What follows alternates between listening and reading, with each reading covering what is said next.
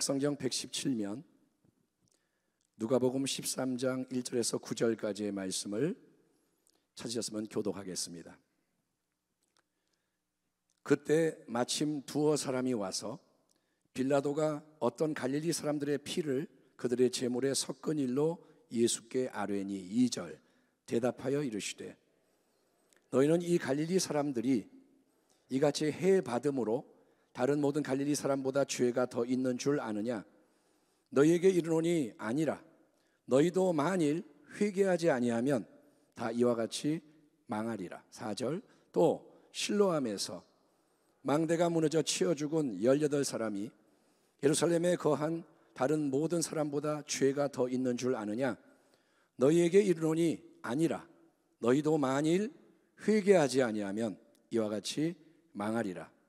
이에 비유로 말씀하시되 한 사람이 포도원에 무화과 나무를 심은 것이 있더니 와서 그 열매를 구하였으나 얻지 못한지라. 포도원 지기에게 이르되 내가 3년을 와서 이 무화과 나무에서 열매를 구하되 얻지 못하니 찍어버리라. 어찌 땅만 버리게 하겠느냐? 대답하여 이르되 주인이여 금년에도 그대로 두소서. 내가 두루 파고 거름을 주리니. 같이 읽겠습니다. 이후에 만일 열매가 열면 좋거니와 그렇지 않으면 찍어버리소서 하였다 하시니라. 아멘. 오늘 말씀의 제목은 지금 우리 모두가 귀 기울여야 할 주님의 말씀, 그런 제목으로 하나님의 말씀을 나누고자 합니다. 사랑하는 성도 여러분, 우리는 매일 많은 일을 경험합니다. 또 더 많은 소식을 접하며 살아갑니다. 지난 토요일 밤 이후로 이 나라 대한민국은 특별히 이태원에서 일어난 참사로 큰 혼란과 고통의 시간을 통과하고 있습니다. 국가에서 애도 기간이라고 선포를 했고, 그래서 오락프로도 중단이 되고 애도하자 이렇게 그런 기간을 통과합니다. 헬로윈이라는 축제가 미국 문화가 전 세계로 퍼져가면서 2000년대에 우리나라에도 유입된 축제입니다. 헬로윈에 대해서 잘 많이 몰라도 복장 특별하게 하고 즐기는 축제. 그래서 이렇게 동물 모양도 하고 귀신 모양도 하고, 그 축제를 우리나라가 원래 가졌던 축제가 아니라 외국에서 들어온 축제입니다. 그래서 이 헬로윈 축제에 대해서 젊은이들 사이에는 헬로윈에는 이태원에 모여서 축제를 즐겨야 한다, 이런 문화가 확산이 되었습니다. 몇 년 전부터 이태원에 헬로윈 축제에 모여야 그게 아주 멋지고 좋은 거다. 그래서 주최 측도 없고 행사 특별한 목적도 없이 10만 명이 모여든 이날 밤에, 토요일 밤에 10시쯤 156명이 이동하다가 압사, 눌려 죽고 187명이 부상을 입는 대형 사고, 참사가 발생했습니다. 여러분이 뉴스를 통해 아시겠지만 사망자 중에는 20대가 104명으로 가장 많았고 10대도 12명, 그리고 26명의 외국인도 사망을 했는데, 이 외국인들은 누구냐? 대한민국을 사랑해서 한국을 찾아온 사람들입니다. 3년 만에 거리 두기, 마스크 착용 이런 거 없이 거리를 활보할 수 있다 해서 이 헬로윈 축제의 해방감에 들뜬 10만 명의 인파가 좁은 골목길로 들어와 뒤엉키고 넘어지면서 사고가 발생했습니다. 사고 나기 몇 시간 전부터 절박한 신고가 들어갔습니다. 이거 큰일 났어요. 압사당할 것 같아요. 위험해요. 제대로 된 대처가 없었고 후속 조치도 미흡한 것이 드러납니다. 이로 인해 대한민국의 여러분 이 화려한 외형, 대한민국이 경제대국이고 K-팝, K-문화 이렇게 세상 앞에 자랑하는 이 화려한 외형과 달리 매우 빈약하고 위태로운 우리의 속모습이 전 세계에 공개가 된 셈입니다. 대한민국의 실상이 뭐냐? 이런 일이 일어나는 겁니다. 지금 우리가 예수 믿는 성도로서 절대로 취해서는 안 될 두 가지 태도는, 첫째는 무관심이고 둘째는 정죄하는 태도입니다. 무관심은 뭐냐? 나와 직접 연결된 게 없으니까 다행이다. 어이구 다행이다. 우리 자식들 안 다쳤네. 우리 교회는 피해자가 없네. 그리고 나와는 아무 상관없다. 관심을 갖지 않는 게 무관심입니다. 그러나 만약에 입장이 반대라면 어떨까요? 내가 그런 피해를 당했는데 남이 다 무관심하다면 괜찮을까요? 두 번째로 정죄는 욥의 큰 고난 앞에서 친구들이 취한 태도였습니다. 이거를 요즘식으로 말하면 예컨대 아이고 요즘 젊은이들은 왜 그렇게 아무 생각 없이 외국 거를 따라하고 즐기려 모여들어서 사고를 당하냐? 그렇게 왜 모여가지고 쓸데없이 놀다가 죽냐? 이런 식으로 비난과 정죄를 하게 되면 그로 인한 고통과 피해는 참사 자체로 인한 것보다 더 커질 수 있습니다. 주님은 우리를 세상의 소금이라고 말씀하셨습니다. 소금은 썩지 않게 하는 건데 그 소금을 어떤 목사님이 이렇게 말했습니다. 아픈 상처에 비벼대면 얼마나 더 괴롭겠습니까? 그래서 비난과 정죄는 금물입니다. 이런 상황에서도 그런데 자기 목적을 위해서, 유익을 위해서, 필요를 위해서 정쟁을 벌이는 사람들이 많이 있습니다. 지금 우리나라는 갈라져 있습니다. 진영 논리에 갇힌 사람들, 진보, 보수, 그래서 뉴스도 자기 좋아하는 것만 듣고 갈려있는 이 진영 논리에 갇힌 사람들이 유언비어도 막 퍼뜨립니다. 없는 말도 만들어내고 상대를 향한 혐오를 확산시키고 있는데, 물론 이 참사에 대해서는 책임질 부분은 책임을 져야 합니다. 지금 우리나라의 문제로 지적되는 게 뭐냐? 아무도 책임을 안 진다는 겁니다. 사과를 맨 처음에 해야 되는데 여론을 봐가면서 사과하고, 책임을 져야 할 사람들이 책임을 안 지고, 재발을 방지하는 대책도 마련하는 일을 위해서는 여러 가지 꼼꼼히 살펴보고 따져볼 필요가 있습니다만은 지금은 그보다 훨씬 더 중요한 게 두 가지입니다. 특별히 예수 믿는 우리에게 중요한 게 두 가지입니다. 첫째는 뭐냐? 우리는 특별히 그리스도인들, 하나님 믿는 백성으로서 긍휼과 애통의 마음을 가지고 고통당하는 자들과 함께 해야 할 줄 믿습니다. 아멘 합시다. 아멘. 언젠가 제가 장례식장에 간 적이 있습니다. 우리 교회 장례식이 아니고 제가 대학교에 거기서 있을 때 어떤 분의 지인의 장례식에 갔는데, 장례식장에 이게 골목을 걸어가다가, 이 복도를 걸어가다가 전혀 제가 모르는 여자 청년의 영정사진이 밖에 걸려있는 걸 보고 충격을 크게 받았던 기억이 납니다. 그 사진 속의 여자 청년이 너무도 예쁘고 밝은 모습, 정말 연예인 같은 그런 모습으로 웃고 있는 모습인데, 그런데 사진이 걸려있는 건 뭐냐? 죽은 겁니다. 그래서 어울리지가 않아서, 아니 저렇게 젊은 아름다운 인생이 죽었나? 이게 어울리지가 않아서 마음이 참 이상했습니다. 그 느낌이 지금도 남아 있습니다. 그런데 여러분, 그런 청년들이 갑자기 156명이나 죽게 된 겁니다. 한 명이 그렇게 비극을 당해도 아이고 불쌍하다 그러는데 156명이 한꺼번에 그냥 죽은 겁니다. 너무나도 끔찍한 일입니다. 유가족의 비통함은 이루 말할 수 없겠죠. 입장을 바꿔서 생각해 보면 그런 일이 일어났을 때 우리의 마음이 어떻게 될까요? 지금 많은 사람들이 트라우마를 갖게 됩니다. 트라우마, 깊은 상처가 남아있고, 또 죄책감에 시달리기도 합니다. 살아남은 자는 죄책감에 시달립니다. 내가 손을 그때 놓쳐서 그 사람이 죽었구나, 나는 살았는데, 살아있는 게 미안하고 죄책감을 느낍니다. 통제하지 않은 그 현장에 대해서 분노가 막 일어나기도 하고, 우울과 무기력이 퍼지고 있고, 또 청년들 중에는 그거는 내가 겪을 수도 있었을 일이라 이 생각에 충격이 크다고 합니다. 이태원 거리 나 좀 놀러 갔는데 만약에 내가 거기 있으면 나도 당했겠네? 충격이 큽니다. 성경은 울 때가 있고 슬퍼할 때가 있다 말합니다. 지금은 우는 자들과 함께 우리가 울어야 할 때입니다. 아멘. 아멘. 우리가 눈물이 다시 흘러야 할 때입니다. 말을 하는 것보다 지금은 침묵과 눈물이 필요합니다. 이게 옳고 이게 틀렸고 말을 하기보다는 가만히 눈물을 흘리는 게 더 필요하다. 세상 사람들도 많은 애도를 합니다. 세상 사람들도 위로를 전합니다.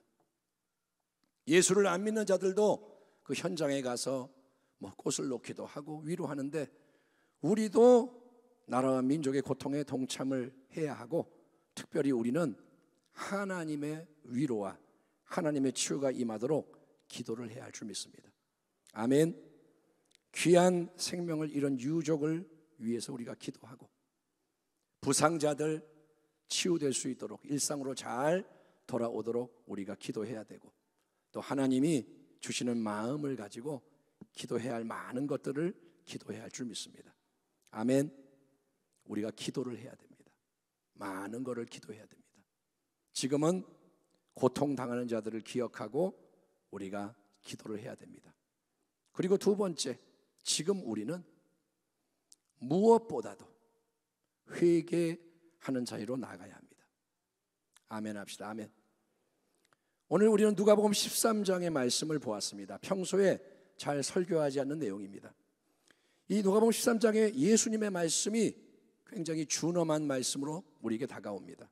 어느 날 두어 사람이 예수님을 찾아와서 빌라도 총독이 갈릴리 사람들을 성전에서 학살한 사건을 아뢰입니다. 예수님, 이런 일이 일어났어요. 아뢰입니다. 빌라도가 예루살렘의 물 공급을 위해서 필요한 수로 물길을 건설하기 위해서 성전에 헌금을 유용한 일이 있었다고 합니다. 그러자 갈릴리 사람들이 무장 봉기를 일으키고 성전에서 농성을 벌이자 빌라도가 가차없이 그들을 처단했다. 제사를 드리고 있는데 제물을 바치는 가운데 죽여서 제물과 피가 섞이게 했다는 것입니다. 또 예수님은 실로암 망대가 무너져서 18명이 깔려 죽은 사건도 언급하십니다. 이 실로암 망대는 빌라도가 건설한 수로를 지키려고 세워놓은 망대인데, 그게 사람들 위에 무너지는 바람에 그 당시 18명이 죽게 되었다는 것입니다. 이런 안 좋은 일들을 보면서 유대인들 사이에는 익숙한 인과 응보의 관점에서 죽은 사람들, 그 사람들은 죄가 많은 나쁜 사람들이라서 벌을 받아 죽은 거야, 이런 생각이 널리 퍼져 있었습니다. 예수님의 제자들이 길을 가다가 날 때부터 소경의 거지를 보았을 때 누구의 죄 때문입니까? 저 사람 죄입니까? 부모의 죄입니까? 사람들은 안 좋은 일을 볼 때 죄 때문이라고 몰아붙입니다. 욥의 친구들이 고난당한 욥을 비난했던 것처럼. 그러나 예수님의 말씀은 그게 아니라, 그러냐? 바로 지금 너희가 회개해야 한다. 주님은 그렇게 말씀하십니다. 대답하여 이르시되, 너희는 이 갈릴리 사람들이 이같이 해 받음으로 다른 모든 갈릴리 사람보다 죄가 더 있는 줄 아느냐? 너희에게 이르노니 아니라 너희도 만일 회개하지 아니하면 다 이와 같이 망하리라. 또 실로암에서 망대가 무너져 치어 죽은 18사람이 예루살렘에 거한 다른 모든 사람보다 죄가 더 있는 줄 아느냐? 너희에게 이르노니 아니라 너희도 만일 회개하지 아니하면 다 이와 같이 망하리라. 예수님이 말씀하십니다. 우리는 이렇게 예수님이 회개해라, 바로 지금 여기에서 회개해라, 우리에게 촉구하시는 말씀을 절대로 가벼이 흘려들으면 안 됩니다. 들을 귀 있는 자는 성령이 교회들에게 하시는 말씀을 들을지어다. 들을 귀 있으면 똑똑히 들어라. 우리는 주님의 회개 촉구를 누군가 다른 나쁜 사람이 들어야 할 말씀이 아니라 바로 그게 나에게, 우리에게 주시는 주님의 말씀으로 새겨 드려야 하는 것입니다. 아멘 합시다. 아멘. 주님이 교회를 향하여, 우리를 향하여 말씀합니다. 너네 빨리 회개해라. 지금 우리가 살아가는 이 세상은 주 예수님이 다시 오시는 재림, 임박해 있는 마지막 때의 끝자락에 놓여 있는 세상입니다. 그렇기 때문에 우리 모두는 정신을 차리고 우리 각 사람의 마음과 삶을 새롭게 해야 하는데, 예수님은 열매 맺지 못하는 무화과 나무의 비유를 통해서 우리에게 아주 중요한 메시지를 지금 주고 계십니다. 이에 비유로 말씀하시되, 한 사람이 포도원에 무화과 나무를 심은 것이 있더니 와서 그 열매를 구하였으나 얻지 못한지라. 포도원 지기에게 이르되, 내가 3년을 와서 이 무화과 나무에서 열매를 구하되 얻지 못하니 찍어버리라. 어찌 땅만 버리게 하겠느냐? 대답하여 이르되 주인이여 금년에도 그대로 두소서. 내가 두루 파고 거름을 주리니 이후에 만일 열매가 열면 좋거니와 그렇지 않으면 찍어버리소서 하였다 하시니라. 여기서 포도원 주인은 하나님이십니다. 포도원 지기는 예수님이십니다. 포도원 주인이신 하나님은 포도원에 심은 무화과 나무에서 열매를 얻고자 3년을 기다리셨지만 열매가 맺히지 않자 3년이 지나도 열매가 안 나오자 찍어버리라 명하십니다. 어찌 땅만 그렇게 낭비하겠느냐? 그러나 포도원 지기 예수님이 주님이여 이번 해까지만 그대로 두소서. 이번 해까지만 기회를 주소서. 내가 나무 주변을 두루 파고 거름을 더 줘서 열매를 맺을 수 있도록 더 수고해 보겠습니다. 만약에 그렇게 하고도 열매가 없으면 그때는 찍어버리소서라고 중재하시는 거예요. 그러므로 우리에게는 이 말씀을 적용하면 남아있는 시간이 아주 적다는 사실을 깨달아야 합니다. 남아있는 시간은 많지 않다. 하나님이 눈에 안 보이시죠? 가만히 계시죠? 그러니 세상이 지금처럼 그냥 영원히 돌아갈 것 같습니다. 해는 뜨고 다른 별이 뜨고 그냥 매일매일 그냥 이렇게 굴러가는 것 같아요. 그러나 사실은 하나님이 참고 계시는 거고 기다리고 계시는 겁니다. 베드로후서 3장 사랑하는 자들아 주께는 하루가 1000년 같고 1000년이 하루 같다는 이 한 가지를 잊지 말라. 주의 약속은 어떤 이들이 더디다고 생각하는 것 같이 더딘 것이 아니요 오직 주께서는 너희를 대하여 오래 참으사 아무도 멸망하지 아니하고 다 회개하기에 이르기를 원하시느니라. 아멘. 그래서 하나님은 회개하고 새로운 열매를 맺을 수 있도록 아직 조금 더 은혜의 시간을 남겨주시는 겁니다. 허송 세월하라고 주시는 시간이 아니라 회개하고 진짜로 열매를 맺으라고. 아멘. 이제는 때가 되었습니다. 열매를 맺으라고. 받은 은혜를 저버리지 말아라. 은혜를 헛되이 받지 마라. 3년 동안 돌봤습니다. 이방인은 받지 못한 특별한 은혜를 열매 맺지 못하는 무화과 나무 이스라엘이 받았습니다. 일단 무화과 나무는 이스라엘을 상징합니다마는 예수님의 말씀은 오늘날 우리에게도 동일하게 적용이 됩니다. 사랑하는 성도 여러분, 하나님은 집요하십니다. 그분은 열매를 찾으십니다. 하나님은 만만한 분이 아닙니다. 하나님은 열매를 원하십니다. 그분은 기다리고 계시는 거예요. 은혜를 주시는 이유는 은혜에 상응하는 열매를 맺으라는 것입니다. 은혜는 낭비하라고 그냥 주는 게 아니라 열매를 맺으라고 주시는 겁니다. 그래서 열매가 결정적으로 중요한 거예요. 따라합니다. 열매 맺어야 한다. 열매가 풍성해야 한다. 아멘. 하나님은 지금 인내하십니다. 기회를 주고 계십니다. 그러나 반드시 끝이 옵니다. 그때는 하나님이 정하는 겁니다. 우리가 정하는 게 아닙니다. 하나님 1년만 더 놔주세요. 2년 우리가 정하는 게 아니고 문을 닫는 분은 하나님이세요. 문을 여는 분도 하나님이고 문을 닫는 분도 하나님이에요. 그리고 그때가 딱 오면 그때는 더 이상 기회가 없습니다. 기회가 없습니다. 그러므로 지금은 복음 또 신앙의 본질로 회복이 되는 게 시급한 때입니다. 지난 주일 진리의 말씀에 대해서 설교를 했는데 복음이 회복이 돼야 되고 신앙도 회복이 돼야 합니다. 각종 사건들, 상황을 통해 하나님이 우리에게 깨어나라 경고하시고 회개의 기회를 주십니다. 되어지는 일들을 유심히 보십시오. 경제가 흔들리고 북한은 미사일 쏴대고 전염병 돌고 뭐 여러 가지 동성애가 나면 난리를 부리고 하는 이 모든 게 그냥 되어지는 일일까요? 하나님이 깨어나라 말씀하고 계시고 회개의 기회를 주시니 지금 이때 더 깨어 근신하고 새로운 열매를 맺기에 힘쓰기를 축원합니다. 아멘. 이번 참사를 통해서 죽음이 얼마나 가까이 있나를 생각해 보십시오. 귀한 청년들이 죽었습니다. 청년이니까 아직 죽으려면 한참 멀었다? 아닙니다. 보장이 없습니다. 100세 시대 우리가 만든 말입니다. 100살까지 산다는 보장이 없습니다. 여러분, 죽음은 삶 옆에 있습니다. 그 주권은 하나님께 있습니다.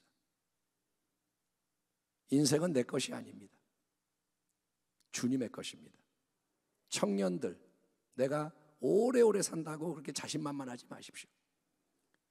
우리는 당연한 게 아무것도 없다는 걸 깨달아야 됩니다. 아멘. 당연한 거 아무것도 없습니다. 밥 잘 먹는 것도 당연한 거 아니고, 잠자는 것도 당연한 거 아니고, 숨 쉬는 것도 당연한 거 아니고, 또 우리는 이번 참사를 통해 복음을 힘써 전해야 함을 명심해야 합니다.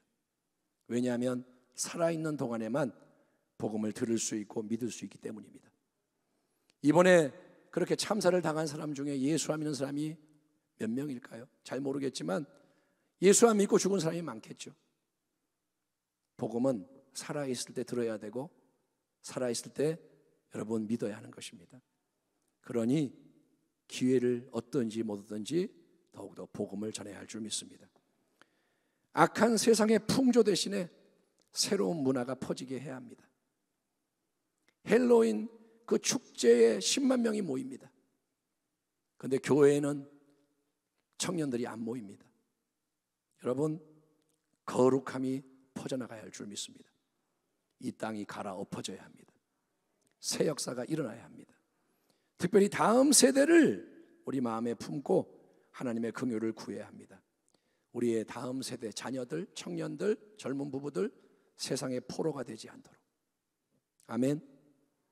세상께 더 좋아서 끌려가지 않도록 하나님의 용사가 돼서 일어날 수 있도록 그들을 마음에 품어야 합니다.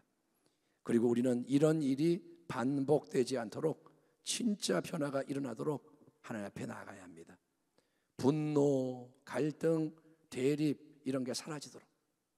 너무도 상처가 많은 이 나라, 너무도 미움이 가득한 이 나라, 화를 참지 못해서 뒤에서 빵빵했다고 구타하고, 여러분, 이 나라가 변화돼야 합니다. 희망이 보이지 않는 세상입니다. 세상은 더 어두워지고 악해질 것입니다. 그래서 진리가 빛을 발해야 할 때입니다.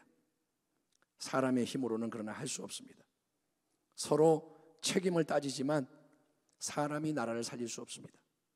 대통령이 더 잘해야 되죠. 그런데 대통령이 나라를 살리지 못합니다.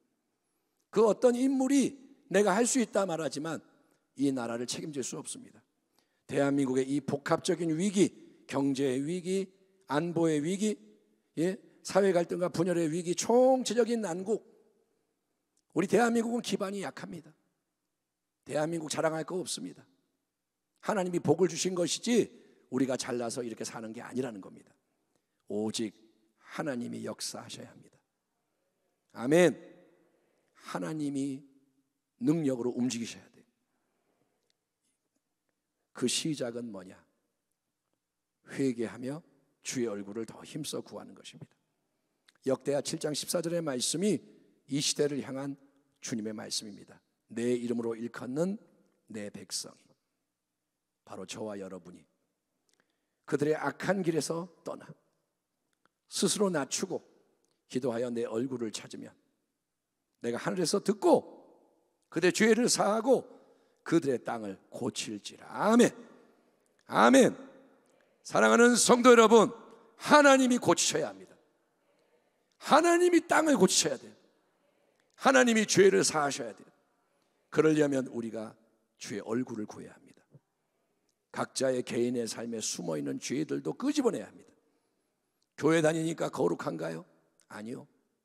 우리의 마음을 주님이 보십니다. 마음속에 은밀한 것들, 우상들, 죄들 숨겨놓은 거 다 끄집어내서 하나님 앞에 자백하면서 하나님 얼굴을 구합니다. 도와주세요. 불쌍히 여겨주세요. 그렇게 할 때 하나님이 새 일을 행한다고 말씀하십니다. 이 메시지를 많이 들었습니다. 그런데 우리는 회개를 왜 이렇게 안 할까요? 왜 이렇게 완악할까요? 왜 이렇게 우리의 마음이 굳어 있고 왜 이렇게 우리가 주님 앞에 냉랭할까요? 그것을 회개해야 합니다. 잊혀지면 안 됩니다. 삼풍백화점 참사 잊혀졌습니다. 성수대교 참사 잊혀졌습니다. 8년 전 세월호 사건 많이 흐려졌습니다. 하나님은 우리에게 회개해라 말씀하십니다. 말씀에 화답하여 일어나 전진하는 우리 교회가 되기를. 아멘. 정말 주님이 우리를 보시면서 니네가 그렇게 하니까 내가 기쁘다, 니네가 그렇게 해주니까 고맙다, 하나님이 그렇게 말씀하시는 교회와 성도 되기를 주의 이름으로 축원합니다. 기도하겠습니다. 하나님 아버지,